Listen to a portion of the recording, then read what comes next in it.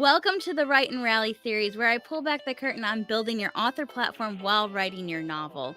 We'll talk about the specific steps you need to take, as well as tools that you can use to help you do it along the way so that you really set yourself up for success as an author. Hi, my name is Rachel Fehrenbach. I help fiction writers just like you get their novels into the hands of a reader. Let's get to it. Well, as we kick off the series, I thought a good place to start at would be kind of the business decisions that you need to make as an author. Now, I want to preface all this with this understanding that the majority of you will not be coming at this brand new with nothing, no decisions having been made, no work having been done. You most likely have probably almost finished your novel. Maybe you're in revisions and you're like, oh, well, I need to publish this thing. How do I do that? And so you started searching around, realized you needed to be doing some things like platform building, and you started doing that.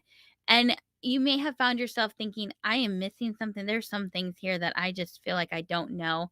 And that's why you're here in this space. So if that's you, I just want to say, like, you're not behind. You may not know everything. You may have some steps you need to take to kind of bring clarity around what you're doing. But at the end of the day, you have not wasted time. You are not behind. You're exactly where you need to be at, and nothing is wasted. And so I just want to start this series out by saying that. So if you are not at the very beginning stages, maybe some of you are, but if you're not, I just want you to know that it's not a detriment to what you're trying to do to be starting in the middle. And so what I'm going to be doing throughout the series, you're going to be seeing me doing it from the very beginning of building this platform and writing this novel. But I am recognizing that I've already put in a ton of years into thinking about platform, into thinking about my business. When I'm telling you to do these things, like I'm coming at this new platform building, knowing that that's what I need to do already. Whereas you probably haven't had that instruction. And so you probably aren't bringing the same thing into the situation. So just give yourself a little bit of space to be like, okay, I haven't done it perfectly, but I've done it and I've made progress. And so now I've got some decisions to make and maybe some pivots or adjustments to move towards. And that's okay. That's what we're doing. That's where we're at. So, having said all that, let me explain a little bit about what's going to happen in this series. If you're watching this right now, you've either accidentally discovered me through YouTube, or you know me already through my other platform or other social platforms such as Instagram or Facebook. And so you have some interactions with me as a coach. Even if you just stumbled across me on YouTube, you did so because I have set up this coaching platform to do just that, be discovered by you through searches that you're doing on YouTube. And so those were all key strategic decisions I made for my coaching business. What I'm going to be setting up in this series is what I'm going to call my author platform. Now, just to give you some context, my coaching platform actually started out as an author platform, but over the years has shifted into a coaching platform. And so if you search way back in the archives of Instagram at Rachel Fehrenbach on Instagram, you will see my author posts from quite a while ago. And so you'll see me kind of developing my voice, my messaging, all of that until you see me get to here, where I have shifted into the space of coaching fiction writers on business marketing principles. And so you're interacting with me on my coaching platform, and the decisions I've made for this space, for my socials, for my website, have all been very calculated decisions to frame myself as a coach. And the services I provide as a coach, such as actually coaching one on one, my Write and Rally planner, some other things that are coming down the pipeline, all of that is positioned around my coaching brand. What I'm going to be building in this series is my author platform, which is going to be wrapped around my novels and my other books. So I actually do have a guided journal that's already published. So I am a published author, and that is called Rest and Reflect. And so you'll start seeing that show up on this author platform when we get there. But it's going to be focused on what's coming down the pipeline as far as my novels. And so you're going to see those two separate things. Now, I want to explain why I'm separating the two out, because you might have maybe more than one business. A lot of times I talk to authors when I'm coaching them and they're like, well, I do this thing and I do this thing. And should I keep them separate? Should I merge them together? They feel like they don't connect, but maybe they do. And so we talk through a lot of that, and we talk through, well, what's the purpose of this one? What's the purpose of this one? Who does this serve? Who does this serve? And when we answer those questions, we get to that final decision of should we merge it or should we keep it separate? And so when I was trying to decide this series and I was trying to decide how I could best serve you, my coaching clients, I had to decide if I wanted to break the two out or not. And so up until this point, I have just kept my author stuff and my coaching stuff contained together because in my head, they pretty much serve the same reader. A lot of my writing as an author dovetails into that space of identity and purpose, and a lot of it talks about being a writer. And so I just kept them together. But when I was thinking about my coaching clients, when I was thinking about you, the fiction writer who is being told she needs to build this platform while writing her novel, and yet there's so little out there showing what exactly that means. There's a ton of information about the actual craft of writing a novel, which is fabulous. I'm so glad there's so many valuable resources that authors can tap into to figure out how to plot a novel well, how to do great character development, how to write compelling dialogue. Like all of that is out there. If you Google, YouTube is a fabulous resource for it. But there's also writing communities and writing courses. But when it comes to this, like step by step of setting up your author platform and the step by step of like making these calculated business decisions, there's not a whole lot of information out there tailored to writing fiction. There's a lot for nonfiction writers, but not for fiction writers. And so, what fiction writers often have to do is make this connection between this is the principle. Okay, how do I apply that to fiction? I haven't seen anybody do it. So, as authors, we're not really being told what to do, but we also don't have anybody to emulate explaining, well, this is what I'm doing and why. And you need to decide that for yourself.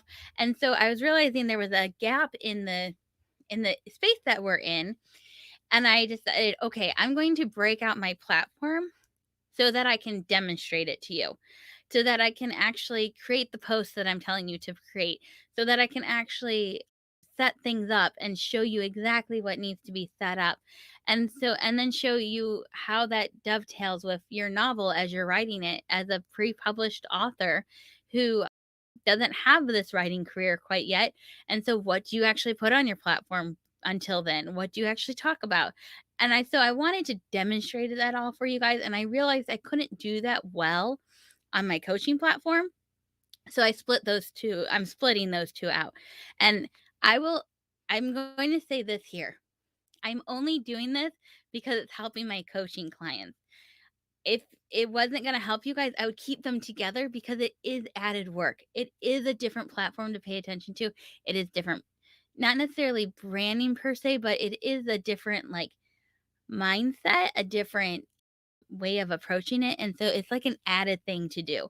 And so my very first thing to most authors when they're like, "Should I keep things separate?" Most of the time I say to them, "No, keep them together." And they'll most of the time they'll say like, "Well, this is nonfiction and this is fiction. How do I keep this?" So the first thing you have to do is ask yourself, what is the messaging? What am I trying to accomplish? What am I trying to do for them? This is what's called the XYZ statement. And I do have a podcast episode on the Business of Christian Fiction podcast about the XYZ statement as a fiction writer. What does that actually look like? And so, excuse me. So, you're going to need to define that XYZ. Like I said, I know what I want to help you do as a coach, how I want to help you. And so I knew I needed to break out the author platform, not for myself, but for you. And so you're going to have to ask yourself the same questions. Like, if I have two different communities, do I need to keep them separate, or are they really the same messaging, just different tools that I'm using to communicate that message? Do I still have, like, I have talked to authors who are like, well, like, I talk about this in my nonfiction and I talk about this in my fiction, and both times, albeit most of the time, it's the same message at the heart of it. It's just a different mode of delivering that message. And so that would be the very first thing I ask you. If you are struggling, is what you talk about at the heart of it in all the different content you make, at the heart of it, is it the same message?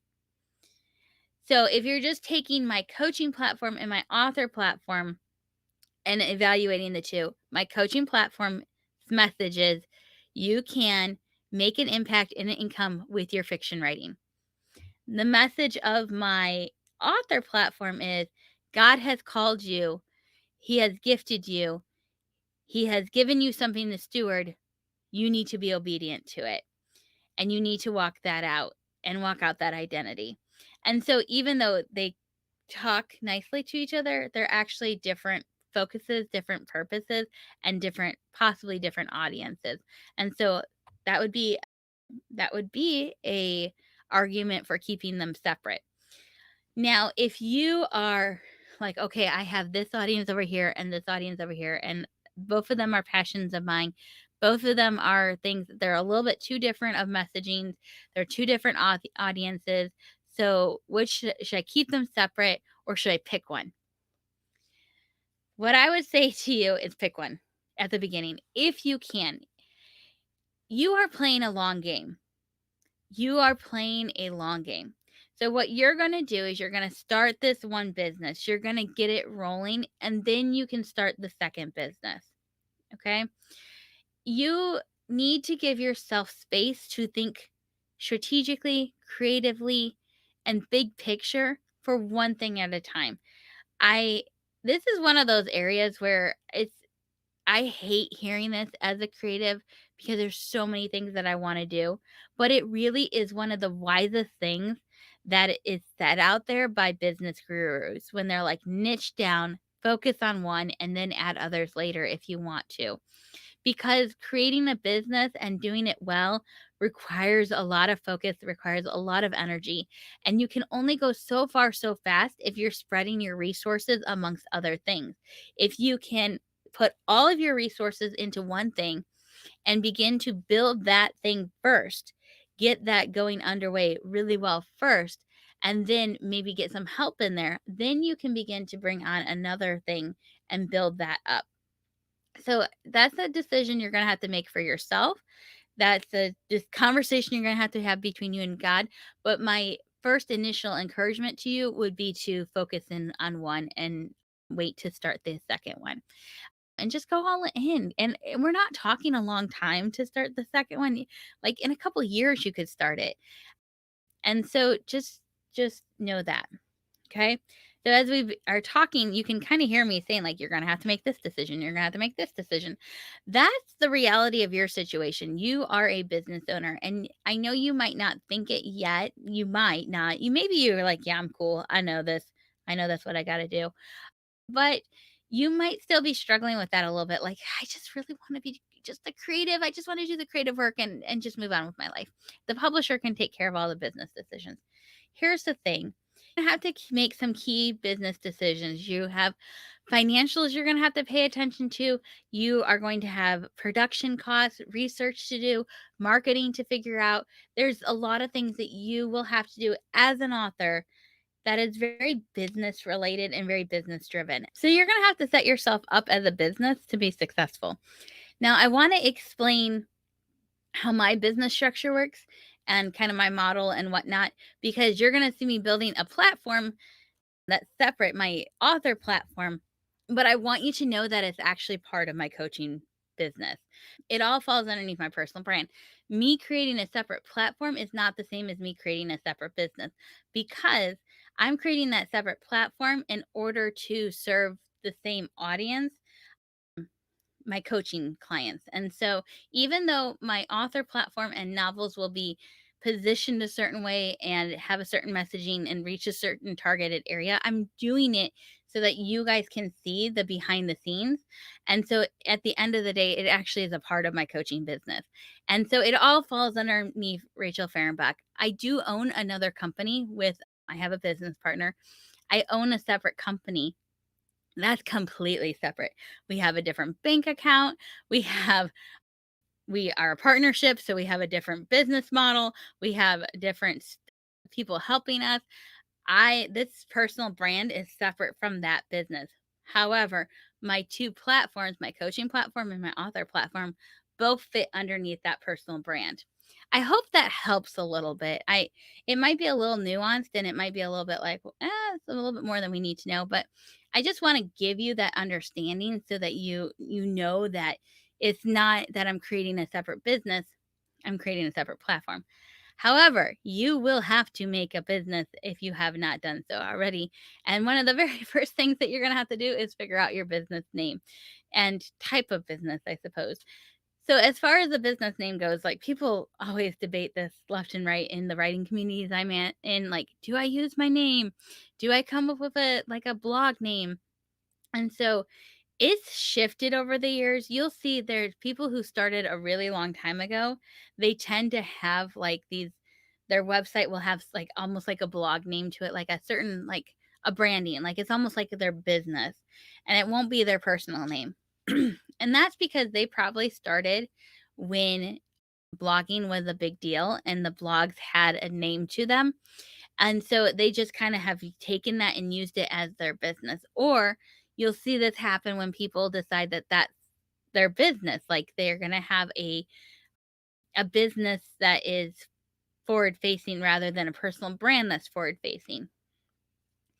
For authors, I think the best thing for you to do is to use your name, to have a personal brand because here's the deal. You're writing novels, don't build a platform around that novel because that's just one thing that you're doing. Don't build a brand around a cute catchphrase. Build a brand around you and who you are and how you can serve your reader and what they can come to expect from you. So use your name as, like create a personal brand. Use your name as your business name. Use Use your name as your domain name, and we'll talk a little bit more about that later. Build it around you, the author, because when people are looking for you and they're looking for your books, they're going to be typing your name into Google, into the search engine. And so you want it just there readily. You want people referring to you by name because your author name is what's going to be on your books, not your cute website name, not your cute business name. People are not looking for your business, they're looking for you when they're trying to find your novels. So I hope that kind of helps clarify that a little bit for you. So my suggestion to you would be to use your name as your business name and create a personal brand. Uh, I will be interviewing somebody who is a little bit more of an expert as far as like LLC goes, LLC versus sole proprietorship and all of that, because I want to make sure that you're getting the best information. And so I want to interview somebody who knows all the details about all those different things and what's beneficial to have, what's not. For right now, as you're just getting started, don't worry about doing an LLC. Just set yourself up as a sole proprietor. Um, we'll talk about that aspect of setting up your business in a different episode of I'll do that on the podcast, but here in this series, I just want to talk about like the nitty-gritty stuff of setting up your business. And so for right now, decide if you're going to use your name or not on your branding, and then decide if you're going to go with that personal brand aspect of things or if you're going to try to kind of be more like a business or a ministry. Having said that, I want to just talk quickly about the ministry versus like ministry name versus personal brand name. You will be tempted as a writer to write underneath a ministry name, especially if you have nonfiction tendencies. If you have like things that you write in the nonfiction space as well as the writing space or fiction space, you're gonna want to kind of have some kind of ministry name. It's very likely that that will come up. You will be like, oh man, I should have like I want to have this ministry out there and write underneath this ministry name. Here's the problem with that. Your ministry name is kind of like that cutesy blog name. People aren't searching for that. They're searching for you. And so when you are putting that all over the place in the socials and your website and all of that, it becomes this nobody's searching for it. So you're not coming up in their searches. And so you have to think long term as far as like how do people discover you? They discover you through searches and word of mouth. And so you have to frame everything in that context. And so, as far as your business name goes, I would suggest you avoid using a ministry name. Just create a personal brand. You're an author. If you are creating a ministry that other people are working with you in, then, and you have like a community, you maybe have a membership, you all those things, then I think that falls back into that conversation of, do we have 2 separate platforms? And at that point, it might be 2 separate businesses, but you have to ask yourself, is it really that different of an audience? Am I really trying to do something different?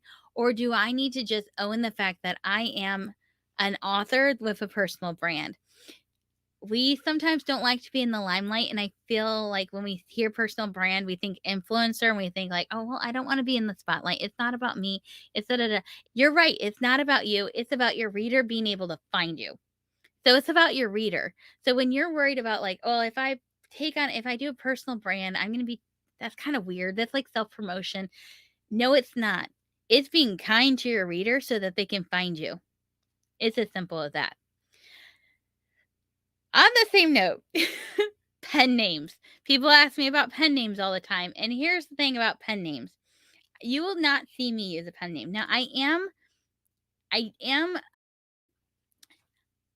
I you'll not see me use a pen name. I will always use my name. I will use my name across everything. So, like, will some sometimes people will do their real name for their nonfiction, and then they'll do a pen name for their fiction. And to try to kind of create 2 different brands. I am not a fan of that. I think once again, I think it makes it complicated for your reader.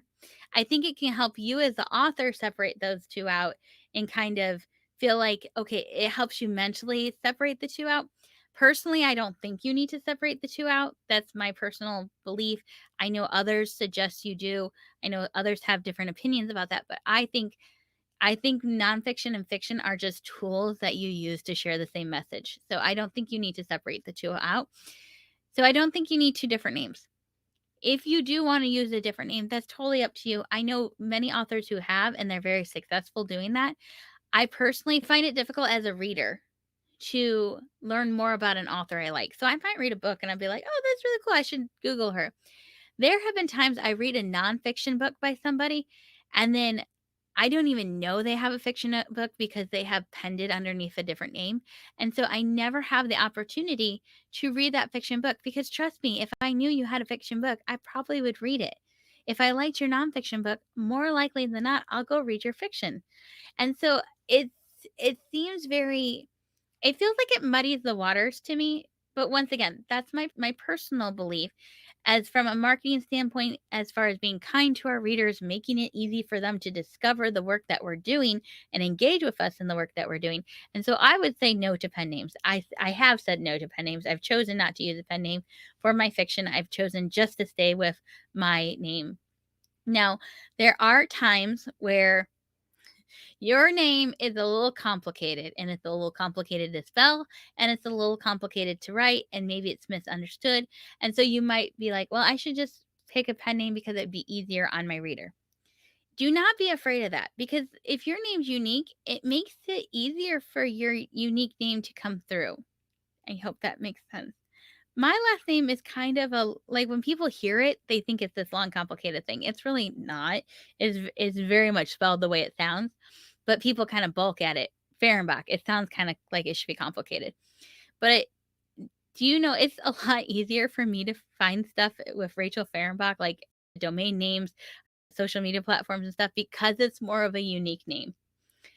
I don't have to worry about adding in extra words to get it because somebody else has a similar name.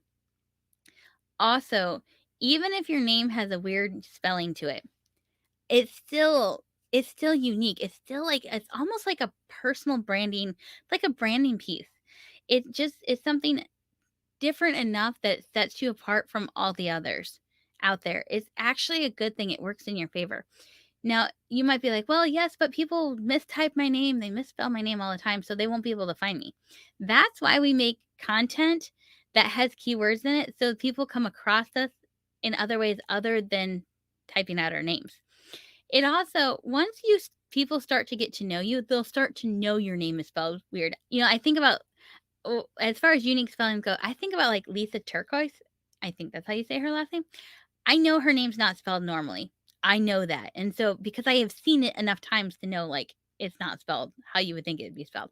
And so I know how to search either by her not by her books names or by her name just enough that she comes up, but she comes up. So I guess my point to you is you have to make the decision for yourself. Make it with the mindset of, is it clear for my reader? Can my reader find me other ways? Is it going to be one of those things that actually helps me in the long run get space on the internet, makes me unique enough that people notice, because there's a lot of information, a lot of content coming at people, and when your name is unique, it gives them pause and makes them think about you a little bit more. So don't shy away from your unique name. Whew. So I've talked a lot about business names, and I didn't even realize there was so much to talk about, but there's a lot to talk about. So what have I done? What have I done as far as naming goes? Like I've mentioned, this is a personal brand. So I just use Rachel Fehrenbach on everything.